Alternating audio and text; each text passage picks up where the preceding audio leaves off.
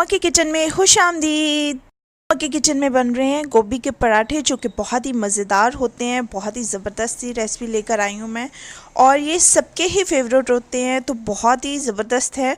आप इस रेसिपी को ज़रूर ट्राई करें। उम्मीद है कि आपको ये रेसिपी पसंद आएगी। रेसिपी शुरू करने से पहले आप लोगों से एक छोटी सी गुजारिश है कि हमारे इस चैनल को सब्सक्राइब कर ले और बेल आइकन के बटन को प्रेस कर ले और ऑल पे क्लिक कर ले, ताकि हमारी हर आने वाली नई वीडियो का नोटिफिकेशन सबसे पहले आपको मिले। जो है मैंने बॉल बना लिए इस साइज़ के और उन्हें बेल लिया है। सालन हमारा पहले से रेडी था, उसमें मैंने हरी मिर्चें काट के और धनिया डाला है और थोड़ा सा नमक डाला है। आटे का बोल लेकर, आटे का पेड़ा लेकर उसे बेल लिए इस साइज़ में, और गोभी में मैंने सा घी लगाया।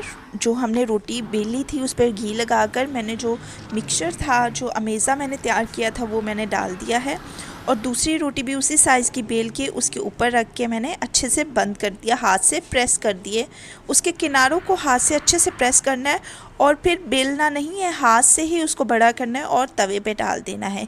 जिस साइज़ में आप चाहते हैं कि आपका पराठा बने, उस साइज़ में आपने बेल देना है। फिर इसकी साइड चेंज करके 1 चम्मच ऑयल लगा के अच्छे से पका लेना है। और देखिए जी, मज़ेदार सा पराठा जो है हमारा हो गया है तैयार। इस पराठे को बनाकर इंजॉय करें, अपनी फैमिली के साथ इंजॉय करें। ये सुबह सुबह गोभी का पराठा इतने मज़े का लगता है ना। चाय के साथ खाएं, दही के साथ खाएं, रायते के साथ खाएं, जिसके साथ आपको पसंद है आप इंजॉय।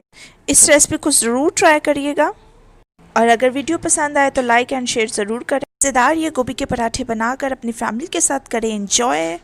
मुझे दे इजाज़त, मिलूँगी आपसे एक नई हेल्दी और टेस्टी रेसिपी के साथ। तब तक के लिए अपना रखिए बहुत सा ख्याल। खुदा हाफिज़।